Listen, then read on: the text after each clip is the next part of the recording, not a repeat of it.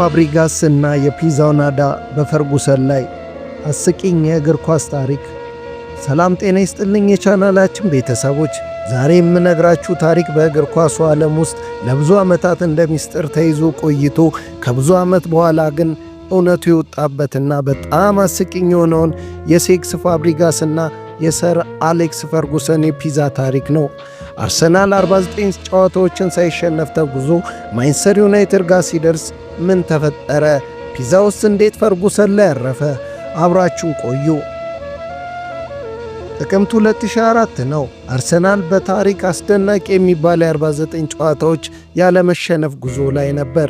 ይህ ጉዞ ለማስቆም ማንቸስተር ዩናይትድ ኦልድ ትራፎርድ ላይ ይጠብቃቸው ነበር።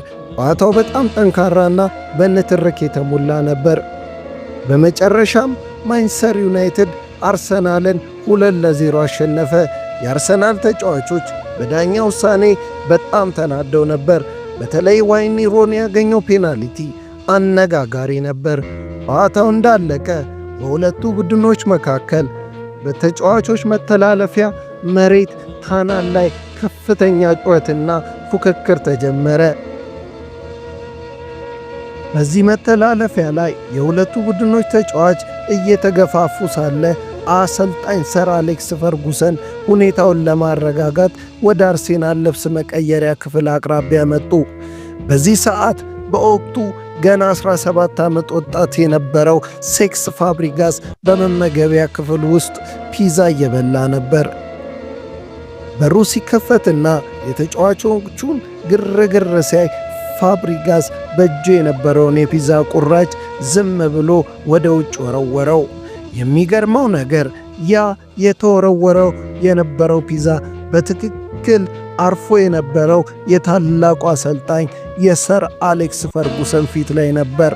ፈርጉሰን በፒዛ ሶስና አይብ ተለቅልቀው ቀሩ። መላው የዩናይትድ ተጫዋቾች ደንዝዘው ዝም አሉ። አርሴናሎች ጉድፈላ ብለው ክፍላቸው ሮጡ።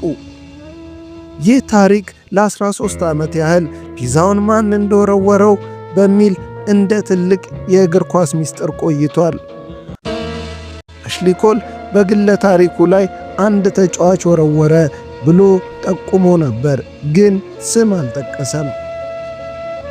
በመጨረሻም በ2017 ራሱ ሴክስ ፋብሪጋስ በአንድ የቴሌቪዥን ፕሮግራም ላይ ቀርቦ አዎ ፒዛውን የወረወርኩት እኔ ነበርኩ ብሎ እውነቱን ተናገረ።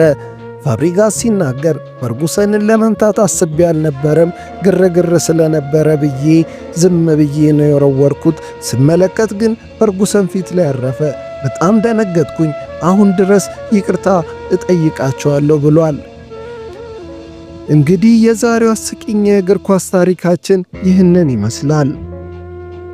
የ17 ዓመቱ ፋብሪጋስ ዓለም የሚያከብራቸውን አሰልጣኝ በፒዛ የፈጠፈጠበት ያ ቀን ሁሌም ሲታወስ ይኖራል። እናንተስ ስለዚህ ታሪክ ምን ትላላችሁ? ኮሜንት ይጻፉልን። ለቻናላችን አዲስ ከሆናችሁ ሰብስክራይብ ማድረጋችሁን እንዳትረሱ። ቸር ቆዩን።